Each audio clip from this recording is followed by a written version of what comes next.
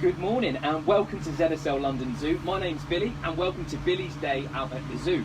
So we're coming to you live from Penguin Beach, which is the UK's largest penguin pool. And this wonderful enclosure is home to 72 Humboldt penguins, each with their own unique personalities. And I'm going to meet some of them in just a second. Now, I feel like this morning I've been transported to South America, to the coastal beaches of Chile and Peru. And this amazing enclosure really does replicate the wild habitats of these Humboldt penguins. Now in the wild, these penguins will eat crustaceans and small fish, which they will use hunting through the water, reaching speeds of 30 miles an hour, going through the water like little torpedoes. Now, I'm met by head penguin keeper Evie today, who's got, I think this is Greyjoy the penguin, is it not? Hi Billy, nice to meet you. Yes, let me introduce to Greyjoy. He is one of our handreared ones, so he's a very friendly, as you can see.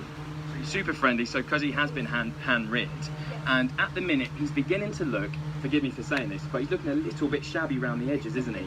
Yes, he is. It's because he's just started to molt, which means they're going to change their feathers in one go. So you can see it's a very good example of that, because you can see how fat the wings and how fat the whole penguin is. This is the first time that they go to molt.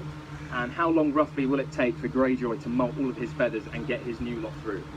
The whole process is about 2-3 weeks. It's a little bit individual thing. Yeah. Lovely. And I can see that some of the penguins here, well, they all have little unique little armbands. Now, is this just to make the game of Penguin Who's Who that little bit easier?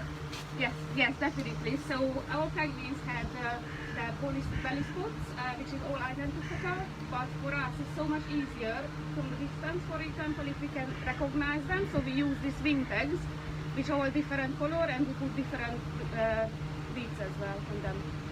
Lovely. It's not a fish, it's a microphone. Sorry, buddy. So, I'm sure you're not allowed to, but do you have a favourite penguin? Well, I would say this guy next to us. Just going to put my hand there for a second. And I'm glad he grabbed my hand. Yeah, you might want to. So he's a very cheeky boy, but he's also lovely. Penguins, they choose their people as well. So they have favourite keepers as well. I don't think I'm his favourite at the minute, because he just chomped on my hand a little bit, which is all good. Is there a stubborn penguin? Is there a grumpy penguin? Well, I would say Charlie. He's always up to no good, and he likes to bite the presenters as well when they do their talks. I think he's the cheekiest. So, sadly, in the wild, the Humboldt population has actually decreased by 85% in the past 40 years. Now, the main reason for this is the overexploitation and the overfishing of the Peruvian anchovy, which is part of their main diet out in the wild. And what's quite mad is that only 2% of the catch is actually consumed by people, and the rest goes to feed domestic pigs and livestock. Now, we've got 72 penguins in this amazing enclosure, and that must cost a fair bit of money each month to feed them. And correct me if I'm wrong, but it costs over £1,600 a month to feed all these hungry mouths, as I've just witnessed firsthand as well. Why is it so important that people, particularly now with everything that's going on, support the zoo and help look after these animals? It's very important. You can support us even just simply coming to the zoo, and you can see our lovely penguins and help us to feed them and keep the zoo going.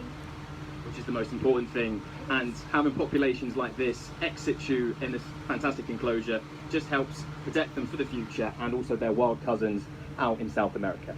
Thank you very much, Evie. Thank you, Billy. And so that's the first live of the day. Tune back in an hour, where I'll be going to meet some of the other water-loving critters of London Zoo.